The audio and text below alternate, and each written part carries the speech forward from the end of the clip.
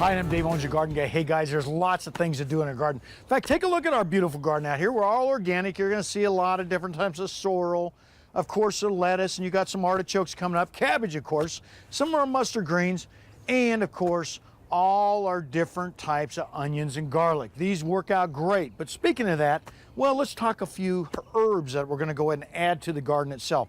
Here's one of my favorites. This is called curry. In fact, you can see some growing in the garden right over there, that light, well, grayish type stuff. It is a fantastic item to put in your garden, especially if you like to cook with curry, and it wards off a lot of different types of insects. Something else I actually use to ward off a lot of insects, especially around my tomatoes, basil or basil. The sweet basil does the best out here, and it holds up in a real hot weather. So you can pick these guys up right now for very little money and harvest off of them until we get our last frost or our first frost in November or December. Excellent plant, needs well-drained soil, so keep that in mind as you're planting all these different types of herbs. Rosemary is another one, easy to grow. Grows throughout your whole yard. In fact, it works great as just basically an ornamental, and it will work out fantastic right in your garden itself. Another one I use out here is called rue. Now, why do I use rue? Rue is one of the best ways to get rid of cats in your garden. We've got a lot of cats that like to visit our garden.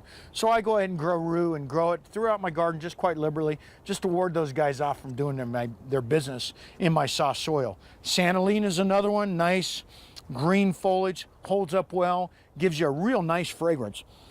Beautiful. And it holds up in real well-drained soil. And I can't say that enough. Make sure you mix in a lot of lava sand in that soil when you're doing this. Lavender is another one.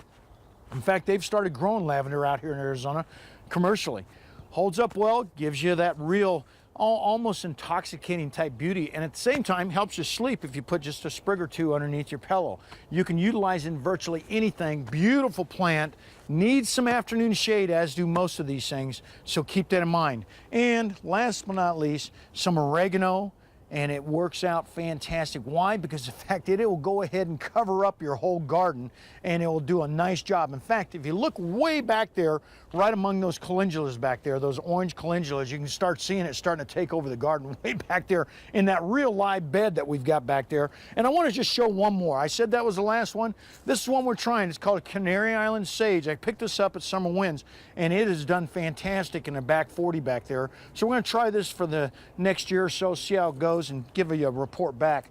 But there you go. Remember, one thing about growing those herbs, you need well-drained soil, lots of lava sand, and that means that water drains very quickly.